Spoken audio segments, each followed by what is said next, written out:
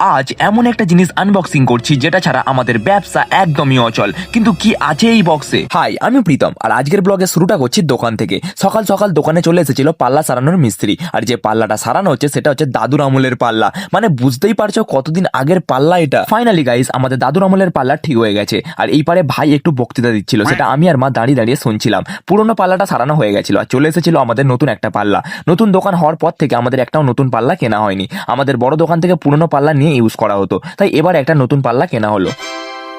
তারপর মাওবাদীদের মতো লুক দিয়ে বাইক নিয়ে বেরিয়েছিলাম একটা ডকুমেন্টসের কাজ করতে, কিন্তু দুর্ভাগ্যবশত সেই কাজটা হয়নি, তাই চলে গেছিলাম একটা ভাইকে আনতে। এই ভাইটা ফটোগ্রাফি করে, আর আমার নেক্সট ডান্স ভিডিওটা হয়তো এই ভাই শুট করে দেবে। তাই দুজন মিলে বেরিয়েছিলাম আমার নতুন ডান্স ভিডিও করার লোকেশনটা দেখতে।